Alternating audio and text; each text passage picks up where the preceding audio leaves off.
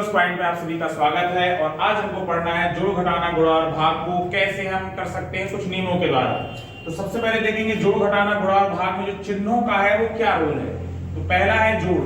जोड़ में हम देखते हैं कि समान चिन्ह सदैव जुड़ते हैं और वही चिन्ह लगता है, अर्थात चाहे कोई भी चिन्ह हो, धन का हो ऋण का हो, दो चिन्ह होते हैं, तो चाहे धन धन वाले हो या ऋण ऋण वाले हो, अगर ये समान चिन्ह है तो सदैव जुड़ जाएंगे और क्या होगा, वही चिन्ह उसके सामने लग जाएगा। दूसरा है घटाना। असमान चिन्ह सदैव घटते हैं और बड़ी संख्या का चिन्ह आगे लग जाता है। असमान चिन्ह मतलब एक धन का हो एक ऋण का हो, चाहे वो आगे हो चाहे पीछे हो। यहां देखो ऋण 8 लिखा है, धन 7 लिखा है, अलग अलग चिन्ह है, इसका मतलब है घटेगा। हम चिन्हों को अलग कर दें तो बड़ी संख्या है 8, छोटी संख्या है 7, बड़ी संख्या छोटी संख्या घट गई, कितना बचा 1। चिन्ह कौन सा लग गया, बड़ी संख्या के सामने वाला। तो ये हो गया क्या, असमान चिन्ह। जैसे यहाँ पे है ये धन का है ये ऋण का है, 8 में 7 गया, कितना बचा 1, बड़ी संख्या धन की थी हमने धन लगा दिया। ये हो गया हमारे घटाने का नियम। फिर है गुणा का नियम। गुणा का नियम क्या है, समान चिन्हों का गुणा सदैव धनात्मक और असमान चिन्हों का गुणा सदैव ऋणात्मक होता है। समान चिन्ह मतलब एक जैसे चिन्ह, देखो दोनों ऋण ऋण के हैं, इनका गुणा कर दो 30 आया, ऋण और ऋण का क्या हो जाएगा धन। हम धन लगाते नहीं है इसलिए हम चाहे इसको मिटा सकते हैं, केवल 30 कहलाएगा।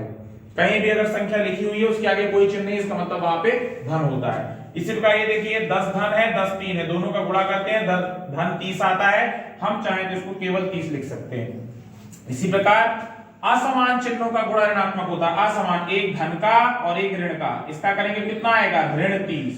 ये देखो 10 और ऋण 3, इसका गुणा करेंगे कितना आएगा ऋण 30। अर्थात अलग अलग चिन्ह है, एक धन का एक ऋण का है, गुणा करेंगे तो ऋणात्मक आएगा और एक जैसे हैं तो क्या आएगा धन आएगा। परमेय संख्याओं का गुणा, अगर परमेय संख्या हमारी a/b या c/d के रूप में लिखी हुई है, इनका गुणा करना है तो हमेशा अंश अंश का गुणा होता है हर हर का, है ना, डेनोमिनेटर डेनोमिनेटर का, न्यूमरेटर न्यूमरेटर का। इस प्रकार उदाहरण भी आपको दिया गया है, देखो 3 दूनी 6 7 बना 35। अब आते हैं भाग के लिए। तो समान जो गुणा के नियम है वही हमारे भाग में भी लगते हैं कि समान चिन्हों का गुणा भाग हमेशा धनात्मक और असमान का ऋणात्मक होता है। यहाँ देखिए असमान हमने दिया है, ये समान, ये भी धन का है ये भी धन का है, इसका हम भाग आएगा 5 आएगा।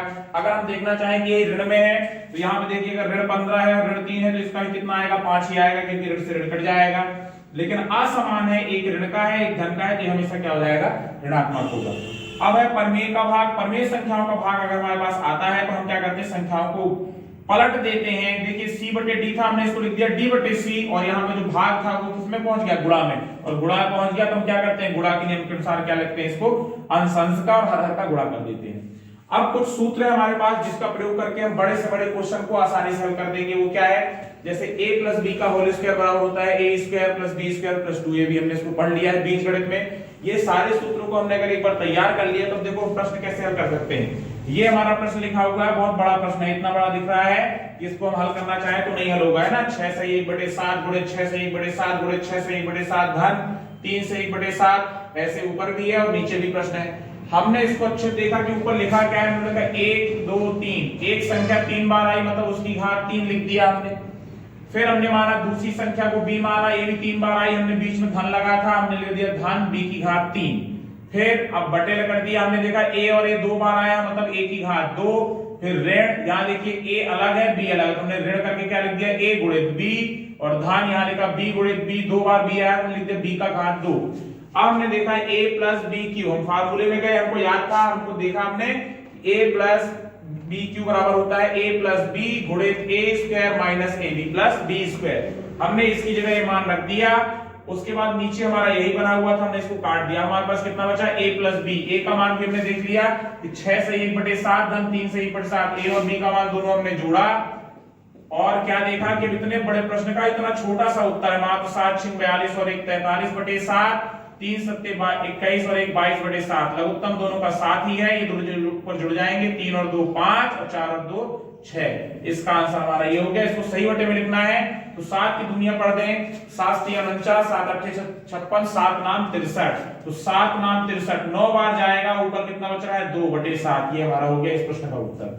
तो इस प्रकार से हम छोटे छोटे सूत्रों की सहायता से बड़ा सा बड़ा प्रश्न जो है आसानी से हल कर सकते हैं बिना समय गवाए। तो जुड़े रहिए फिर उस पॉइंट से और देखते रहिए। जय हिंद।